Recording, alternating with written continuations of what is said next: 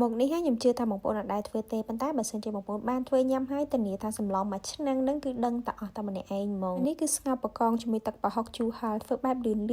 ងាយប៉ុន្តែរសជាតិហ្នឹងគឺឆ្ងាញ់ខ្លាំងដំបូងគេហ្នឹងគឺយើងបុកខ្ទឹមសជាមួយនឹងម្ទេសអាចសាត់សម្រាប់ម្ទេសនេះគឺខ្ញុំចូលចិត្តរៀងហើយចឹងហើយខ្ញុំដាក់រៀងច្រើនដែរបន្ទាប់មកគឺយើងមានគ្រឿងកាត់ក្លិនមានគល់ស្លឹកគ្រៃរំដេងជាមួយនឹងស្លឹកក្រូចកាត់ជាកង់ខ្លីៗទុកម្ដុំហើយយើងត្រៀមក្រូចឆ្មារៀងច្រើនតែជាមួយនឹងជីជ្រក់ទុកម្ដុំមកបន្ទាប់មកគឺយើងមកដាក់ដាំទឹកបន្ទាប់ពីទឹកពុះហើយយើងដាក់គ្រឿងកាត់ក្លិនយើងបង់ខ្ទឹមសជាមួយម្ទេសដែលយើងបានបុកមិញហ្នឹងបន្ទាប់មកដាក់បកងចូលហ្មងហើយសម្លនេះគឺគេប្រើទឹកប្រហុកបងប្អូនខ្ញុំដាក់ចំនួនកន្លះវែកហ្នឹងបន្ទាប់មកខ្ញុំបន្ថែមទឹកត្រី1ស្លាបព្រាបាយម្សៅស៊ុបកន្លះស្លាបព្រាកាហ្វេប៊ីចេងកន្លះស្លាបព្រាកាហ្វេស្ករ1ស្លាបព្រាកាហ្វេហើយសម្រាប់ប្រេងម្ទេសនេះវិញបើសិនជាបងប្អូនមានក៏ដាក់មកតែបើអត់មានក៏អត់អីដែរដាក់គ្រឿងក្រៅចូលហើយទុកឲ្យបកងយើងឆ្អិនប្រហែលជាខ្ទង់2ទៅ3នាទីអីទៅបងប្អូនអាចភ្លក់មើលហើយថែមថយគ្រឿងបានសម្រាប់ខ្ញុំហ្នឹងខ្ញុំបន្ថែមអំបិលបន្តិចជាមួយទឹកត្រីបន្តិចដោយសារតែវាអត់ប្រៃចឹងណាហុកដែលខ្ញុំដាក់ចូលហ្នឹងគឺខ្ញុំធ្វើខ្លួនឯងបងប្អូនចឹងហើយគឺវារៀងសាបមកល្មមទេប៉ុន្តែបើសិនជាបងប្អូនប្រើទឹកប្រហុកដែលទិញគេវាអាចនឹងរៀងប្រៃចឹងហើយយើងដាក់